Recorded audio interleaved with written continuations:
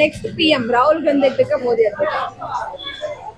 ಮೋದಿ 30-40 ವರ್ಷದಿಂದ ರಾಜಕೀಯದಲ್ಲಿ ಪರಿಣಿತರು, ಅಭಿವೃದ್ಧಿ ಅಧಿಕಾರರು. ನಿಮ್ಗೆ ಗೊತ್ತೇ ಇದೆ ಗುಜರಾತ್ನ ಯಾವ ರೀತಿ ಮಾಡಿದ್ರು, ಬದಲಾವಣೆಗಳಾಗಲಿ ಭಾರತದಲ್ಲಿ ಅಂತೆಲ್ಲ ನೀವು ನೋಡ್ತಾನೆ ಇದ್ದೀರಿ ಸಾಮಾಜಿಕ ಜಾಲತಾಣದಲ್ಲಿ. ಏನೇನು ಸಂಪಾದನೆ ಇದ್ರೇನೆ ನಾವು ಖರ್ಚು ಮಾಡೋಕ್ಕಾಗೋದು, ಖರ್ಚು ಮಾಡಿದ್ರೆ ಅಭಿವೃದ್ಧಿ ಆಗೋದು. ಆ ತೆರಿಗೆ ಹಣ ವಸೂಲು ಆಗಲಿಲ್ಲ ಅಂದರೆ ನಾವು ಬೇರೆ ದೇಶದಿಂದ ಸಾಲ ಪಡಿಬೇಕಾಗಿದೆ. ನಾವು ಸಾಲ ಪಡೆಯೋ ಅವಶ್ಯಕತೆ ಇಲ್ಲ. ನಮ್ಮ ದೇಶನ ಅಭಿವೃದ್ಧಿ ಮಾಡೋದಕ್ಕೆ ನಮ್ಮ ದೇಶದಲ್ಲೇ ಸಂಪಾದನೆ ಮಾಡೋವಂಥ ಒಂದು ಮೂಲಗಳನ್ನು ಹುಡುಕೊಟ್ಟಿದ್ದಾರೆ. ವಿರೋಧ ಪಕ್ಷ ಅಂದಮೇಲೆ ಇದ್ದೇ ಇದಿರುತ್ತಲ್ವ. BJP ಸರ್ಕಾರ ಬಂದಾಗ ಕಾಂಗ್ರೆಸ್ ಸರ್ಕಾರದವರು ಅಪೋಸಿಷನ್ ಮಾಡೋದಿರುತ್ತೆ, ಕಾಂಗ್ರೆಸ್ ಅವರು ಬಂದಾಗ BJP ಅವರು ಅಪೋಸಿಷನ್ ಮಾಡೋದಿರುತ್ತದೆ. ಅದು ಯಾರು ಸಾಬೀತುಪಡಿಸಲಿಲ್ಲಲ್ಲ, ಸುಮ್ಮನೆ ಮಾತುಗಳಲ್ಲಿ ಹೇಳ್ತಾರೆ. ದೇಶ ಸುತ್ತಿ ನೋಡು ಕೋಶ ಓದಿ ನೋಡಂತೇಳಿ. ನಾವು ಕೋಶ ಓದೋದಕ್ಕಿಂತ ದೇಶ ಸುತ್ತಿ ಹೋದ್ರಲ್ಲಿ ನಾವು ತುಂಬ ಕಲಿಯೋದಿರುತ್ತೆ, ಅಭಿವೃದ್ಧಿ ಎಲ್ಲ ಇರುತ್ತೆ.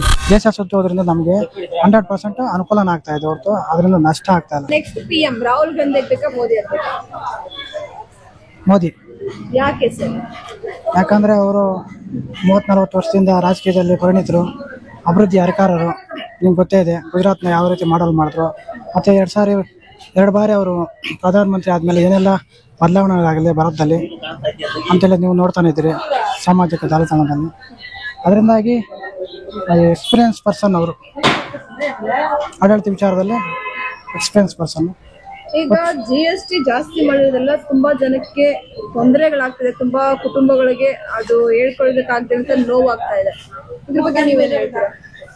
ಮೇಡಮ್, ಸಂಪಾದನೆ ಇದ್ರೇನೆ ನಾವು ಖರ್ಚು ಮಾಡೋಕ್ಕಾಗೋದು, ಖರ್ಚು ಮಾಡಿದ್ರೇ ಅಭಿವೃದ್ಧಿ ಆಗೋದು. ಓಕೆನಾ? GST ಮಾಡಿರೋದ್ರಿಂದ ದೇಶಕ್ಕೆ ಎಷ್ಟೋ ಕೋಟಿಗಳಲ್ಲಿ ತೆರಿಗೆ ಹಣ ವಸೂಲಾಗ್ತಿದೆ. ಆ ತೆರಿಗೆ ಹಣ ವಸೂಲಿ ಆಗೋದ್ರಿಂದನೇ ನಾವು ಡೆವಲಪ್ಮೆಂಟ್ ಮಾಡೋದಕ್ಕೆ ಆಗ್ತಾ ಇರೋದು. ಆ ತೆರಿಗೆ ಹಣ ವಸೂಲು ಆಗಲಿಲ್ಲ ಅಂದರೆ ನಾವು ಬೇರೆ ದೇಶದಿಂದ ಸಾಲ ಪಡಿಬೇಕಾಗಿದೆ. ನಾವು ಸಾಲ ಪಡೆಯೋ ಅವಶ್ಯಕತೆ ಇಲ್ಲ. ನಮ್ಮ ದೇಶನ ಅಭಿವೃದ್ಧಿ ಮಾಡೋದಕ್ಕೆ ನಮ್ಮ ದೇಶದಲ್ಲೇ ಸಂಪಾದನೆ ಮಾಡೋವಂಥ ಒಂದು ಮೂಲಗಳನ್ನು ಹುಡುಕೊಟ್ಟಿದ್ದಾರೆ ಅವರು. GSTಯಿಂದ ಬಡವರಿಗೆ ಅನುಕೂಲ ಆಗ್ತಿರೋದು. ಸರ್, ಈಗ 60-40 ಕಮಿಷನ್ ಸರ್ಕಾರ ಅಂತ ಹೇಳ್ತಾರೆ, ಇದ್ರ ಬಗ್ಗೆ ನಿಮ್ಮ ಒಪಿನಿಯನ್? ಸುಮ್ಮನೆ ಮೇಡಮ್ ಅಪೋಸಿಷನ್ ಮಾಡ್ತಾರೆ, ಅದೆಲ್ಲ ಗೊತ್ತಿರೋದೆ. ವಿರೋಧ ಪಕ್ಷ ಅಂದಮೇಲೆ ಇದ್ದೇ ಇದಿರುತ್ತಲ್ವ. BJP ಸರ್ಕಾರ ಬಂದಾಗ ಕಾಂಗ್ರೆಸ್ ಸರ್ಕಾರದವರು ಅಪೋಸಿಷನ್ ಮಾಡೋದಿರುತ್ತೆ, ಕಾಂಗ್ರೆಸ್ ಅವರು ಬಂದಾಗ BJP ಅವರು ಅಪೋಸಿಷನ್ ಮಾಡೋದಿರ್ತದೆ. ಅದು ಯಾರು ಸಾಬೀತುಪಡಿಸಲಿಲ್ಲಲ್ಲ, ಸುಮ್ಮನೆ ಮಾತುಗಳಲ್ಲಿ ಹೇಳ್ತಾರೆ ಹೊರತು ಅದನ್ನ ಸಾಬೀತುಪಡಿಸಿದಾಗಲ್ವಾ ಆ ಮಾತಿಗೆ ಬೆಲೆ ಸಿಗೋದು. ಈಗ ಮೋದಿ ಅವರು ಬರೀ ದೇಶ ಸುತ್ತೋದಕ್ಕಷ್ಟೇ, ದೇಶ ಡೆವಲಪ್ಮೆಂಟ್ ಮಾಡೋದಕ್ಕಾಗಲ್ಲ ಅಂತ ಹೇಳ್ತಿದ್ದಾರೆ. ಇದಕ್ಕೆ ನಿಮ್ಮ ಒಪಿನಿಯನ್? ಮೇಡಮ್, ನಾವು ದೊಡ್ಡವರು ಹೇಳಿದಾರಲ್ಲ, ದೇಶ ಸುತ್ತಿ ಹೇಳ್ತಾರೆ, ದೇಶ ಸುತ್ತಿ ನೋಡು ಕೋಶ ಓದಿ ನೋಡಂತೇಳಿ. ನಾವು ಕೋಶ ಓದೋದಕ್ಕಿಂತ ದೇಶ ಸುತ್ತಿ ಹೋದ್ರಲ್ಲಿ ನಾವು ತುಂಬ ಕಲಿಯೋದಿರುತ್ತೆ, ಅಭಿವೃದ್ಧಿ ಎಲ್ಲ ಇರುತ್ತೆ. ಅವ್ರು ದೇಶ ಸುತ್ತೋದ್ರಿಂದನೇ ಅಲ್ಲಿನ ಅಭಿವೃದ್ಧಿ ಡೆವಲಪ್ಮೆಂಟ್ ಎಲ್ಲ ನಮ್ಮ ಹಿಂದುಳಿದ ದೇಶ ಏನಿದೆ ಇದರಲ್ಲಿ ಅಭಿವೃದ್ಧಿ ಪ್ರೊಸೆಸ್ಗೆ ಆಗ್ತದೆ. ದೇಶ ಸುತ್ತೋದ್ರಿಂದ ನಮಗೆ 100% ಅನುಕೂಲನ ಆಗ್ತಾ ಇದೆ ಹೊರತು ಅದರಿಂದ ನಷ್ಟ ಆಗ್ತಾ ಇಲ್ಲ.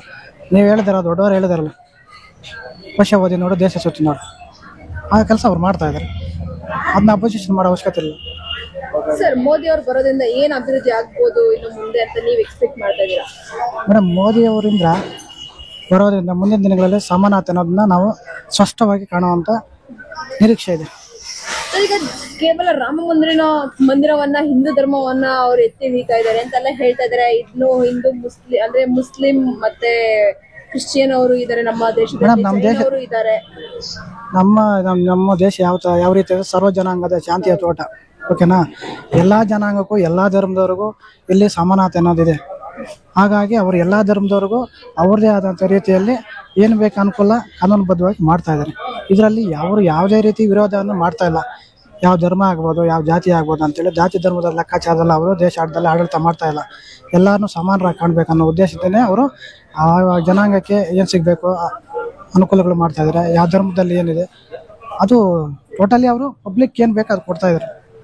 ಈಗ ರಾಮ ಮಂದಿರ ಹಿಂದೂಗಳಿಗಾಗಿ ನಿರ್ಮಿಸಿದಾಗೆ ಒಂದು ಕ್ರಿಶ್ಚಿಯನ್ಗಾಗಿ ಜೀಸಸ್ ಸ್ಟ್ಯಾಚು ಆಗಿರ್ಬೋದು ಅಥವಾ ಚರ್ಚ್ ಆಗಿರ್ಬೋದು ಅಥವಾ ಮುಸ್ಲಿಮ್ಸ್ಗಳಿಗಾಗಿ ಮಸೀದಿ ಆಗಿರ್ಬೋದು ನಿರ್ಮಿಸ್ಬೋದಾಗಿತ್ತಲ್ಲ ಮೇಡಮ್. ಈಗ ಇದು ಇರೋ ಸಮಸ್ಯೆನ ಬಗೆಹರಿಬೇಕು. ಈಗ ಏನಿದೆ, ಈಗ ಏನು ಉದ್ಭವ ಆಗಿದೆ ಆ ಸಮಸ್ಯೆ ನಾವು ಬಗೆಹರಿಸೋದು ಉತ್ತಮ. ಹೊಸ ಸಮಸ್ಯೆಗಳನ್ನ ನಾವು ಹುಟ್ಟು ಹಾಕೋದಲ್ಲ.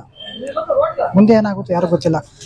ಅದು ಕಾನೂನು ರೀತಿಯಾಗಿ ಏನಾಗುತ್ತೋ ಅದು ಮಾಡ್ಕೊತಾರೆ. ಇವಾಗ ನಾವು ರಾಮ ಮಂದಿರನ ಕಾನೂನು ಪ್ರಕಾರವಾಗಿ ನಾವು ಪಡ್ಕೊಂಡಿರೋದು, ಯಾವುದು ವಿರೋಧ ರೀತಿಯಿಂದ ಅಲ್ವಲ್ಲ. ಅದು ಸುಪ್ರೀಂ ಕೋರ್ಟ್ ಇರುತ್ತೆ, ಅದರ ತೀರ್ಮಾನ ಅದು ತಗೊಳುತ್ತೆ. ಅದನ್ನ ನಾವು ಯಾರು ವಿರೋಧ ಮಾಡೋಂಗೂ ಇಲ್ಲ, ಇದು ಪರಾನೂ ಇಲ್ಲ ವಿರೋಧ ಇಲ್ಲ. ಅದು ನ್ಯಾಯಾಂಗ ಸಂಬಂಧಪಟ್ಟಿರೋದು. ಆ ನ್ಯಾಯಾಂಗದಲ್ಲಿ ಏನು ತೀರ್ಮಾನ ಆಗುತ್ತೋ ಅದಕ್ಕೆಲ್ಲರೂ ಬದ್ಧವಾಗಿ ನಾವು ನಡ್ಕೊಂಡು ಹೋಗ್ಬೇಕು, ಅಷ್ಟೇ ಅಲ್ವಾ.